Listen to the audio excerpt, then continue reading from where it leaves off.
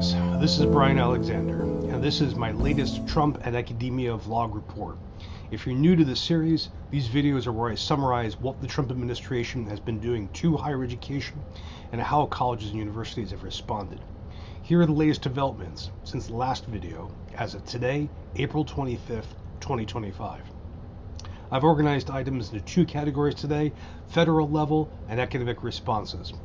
There'll be copious links in the show notes, including a link to the playlist for all episodes in this series. Let's begin at the federal level. President Trump issued a series of executive orders aimed at higher education. One will increase Department of Education scrutiny of foreign funding to American colleges and universities, including conducting audits and investigations. A second executive order concerns historically black colleges and universities, setting up a White House initiative on historically black colleges and universities. This is supposed to encourage private sector partnerships and more academic use of technology. A third EO targets accrediting agencies. It directs the Secretary of Education to go after any accreditor using diversity, equity, and inclusion criteria for its assessments. It also wants accreditors to encourage intellectual diversity, better completion rates, and teaching innovation. The order encourages the creation of new competing accreditation bodies. It also calls for the Department of Education to, quote, launch an experimental site pursuant to Section 478B of the Higher Education Act of 1965 to accelerate innovation and improve accountability by establishing new flexible and streamlined quality assurance pathways for higher education institutions that provide high quality, high value academic programs, unquote.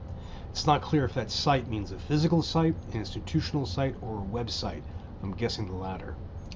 In an official statement, Secretary McMahon said, quote, President Trump's executive order will bring long overdue change by accelerating the recognition of new accreditors and refocusing existing accreditors on helping member institutions improve the student outcomes families care most about. Instead of pushing schools to adopt a divisive DEI ideology, accreditors should be focused on helping schools improve graduation rates and graduates' performance in the labor market. The Department of Education will create a competitive marketplace of higher education accreditors, which will give colleges and universities incentives and support to focus on lowering college costs, fostering innovation, and delivering a high-quality post-secondary education, unquote. Elsewhere in the federal government, the Equal Employment Opportunity Commission texted what looks like a majority of Barnard College faculty, asking them if they'd experienced anti-Semitism and also about their religious beliefs. Elsewhere in the federal government, the National Science Foundation canceled at least 400 active grants. The National Science Foundation's director resigned. This is a quote from the journal Science. Although Sethuraman Panchanathan didn't give a reason for his sudden departure, orders from the White House to accept a 55% cut to the agency's $9 billion budget next year and to fire half its 1,700-person staff may have been the final straws in a series of directives Panchanathan felt he could no longer obey, unquote. The National Institutes for Health canceled much funding for a large and longitudinal study of women's health, and there's no clear support for it after January 2026. According to the journal Science, quote, the Women's Health Initiative has enrolled tens of thousands of participants in clinical trials of hormones and other medications and tracked the health of many thousands more over more than 3 decades. Its findings have had a major influence on healthcare, unquote. Meanwhile, deportations and visa revocations of international students continue. According to the Inside Higher Ed Tracker, quote, over 280 colleges and universities have identified 1,800 plus international students and recent graduates who have had their legal status changed by the State Department, unquote. As a visual for the next stories in this theme, I will display a recent XKCD comic. A group of Democratic members of Congress visited Mahmoud Khalil and Rumeysa Ozturk at Louisiana detention centers. Meanwhile, legal challenges to these moves are starting to take hold. According to the Associated Press, judges have issued temporary restraining orders in states including New Hampshire, Minnesota, Montana, Oregon, Washington, and Wisconsin.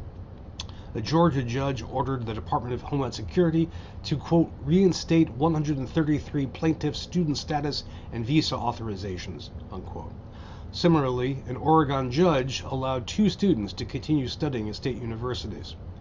The American Civil Liberties Union filed a class action suit for 100 students. Now, in previous videos, I paused to read the names of academics seized or threatened with deportation by these offices. The names of people like Rasha Alaway, Yunsei Chung, Alireza Durudi, Dokugan Gunaydin, Mahmoud Khalil, Lekha Kordia, Rumesa Ozturk, Ksenia Petrova, Ranjani Srinivasan, Badr Khan Suri, Momodou Tal. It looks like there will soon be too many more to read out loud.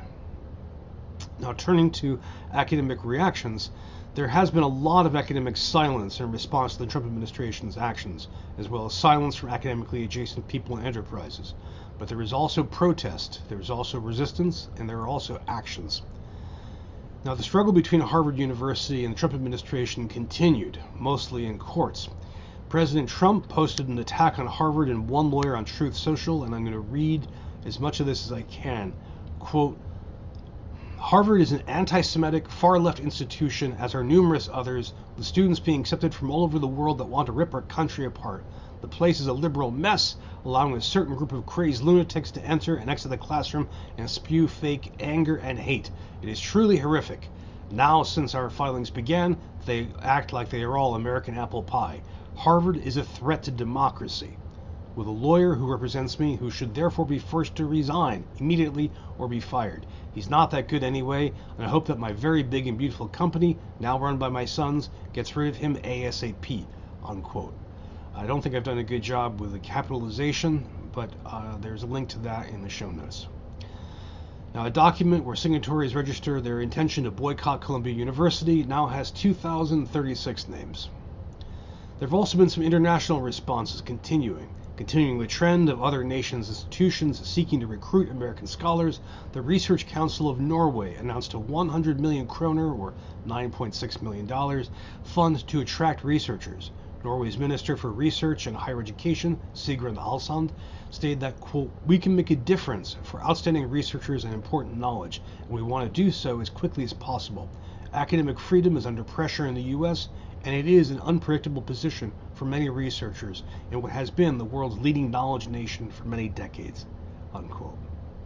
So to summarize, the Trump administration is continuing to go after higher education through multiple government offices and in many ways, from funding cuts, deportations, and interfering in universities' autonomy.